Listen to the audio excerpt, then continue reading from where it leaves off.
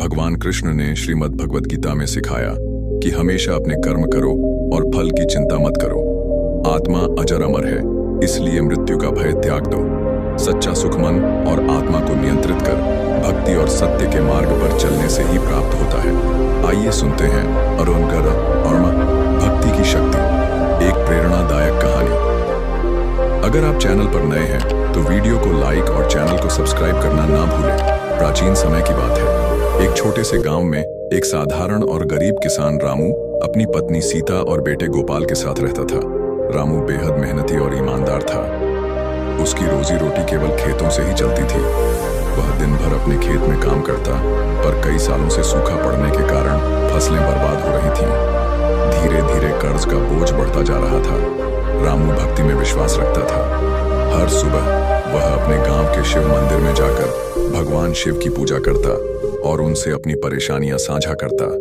लेकिन लगातार परेशानियों के कारण अब उसका विश्वास भी डगमगाने लगा था।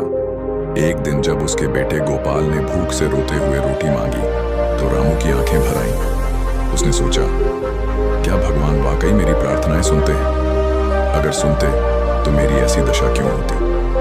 और मंदिर की ओर प्रस्थान।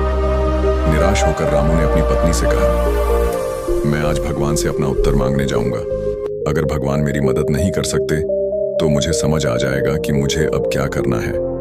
सीता ने उसे सांत्वना दी, रामू, भगवान पर विश्वास रखना, वह जरूर तुम्हारी मदद करेंगे। रामू गहरे मन से भगवान से प्रार्थना करने मंदिर गया।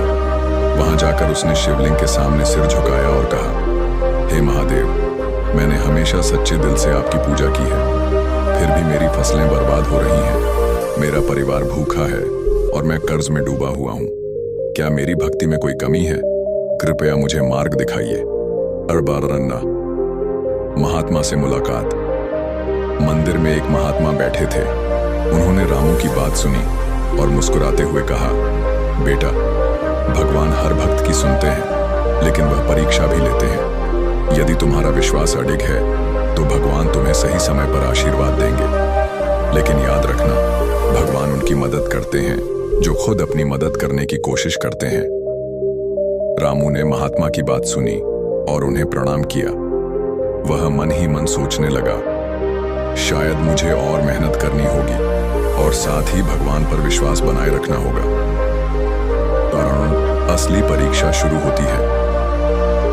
अगले दिन से रामू ने दुगने उत्साह और विश्वास के साथ काम करना शुरू कर दिया। उसने अपने खेतों को फिर से तैयार किया और उम्मीद से बीज बोए। हालांकि मौसम अब भी खराब था, लेकिन रामू ने हार नहीं मानी। वह रोज सुबह मंदिर जाकर भगवान शिव से प्रार्थना करता और दिन भर खेतों में काम करता। एक रात जब वह खेत में पानी लाने के लिए कुएं पर गया तो उसे वहां कुछ आवाजें सुनाई दी।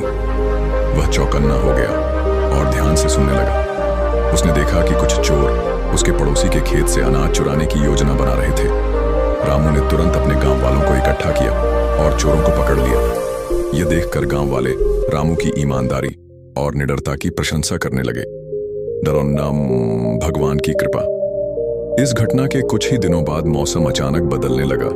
आसमान में बादल घिर आए और जोरदार बारिश शुरू हो गई। रामू के खेतों में हरे भरे पौधे उगने लगे। उसकी फसल बहुत अच्छी हुई। पूरे गांव में रामू का नाम गूंजने लगा। रामू समझ गया कि यह सब भगवान की कृपा और उसकी मेहनत का फल है।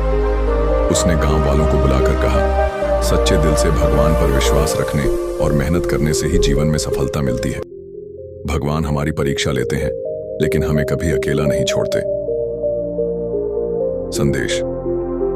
रामू की इस कहानी ने पूरे गांव में एक नई प्रेरणा फैला दी। लोग समझ गए कि भक्ति केवल मंदिर में पूजा करने तक सीमित नहीं है। सच्ची भक्ति का अर्थ है विश्वास, सच्चाई और कर्म करना। इस तरह रामू का जीवन न केवल बदल गया, बल्कि उसने पूरे गांव को भगवान और कर्म के महत्व को समझाया। समाप्त।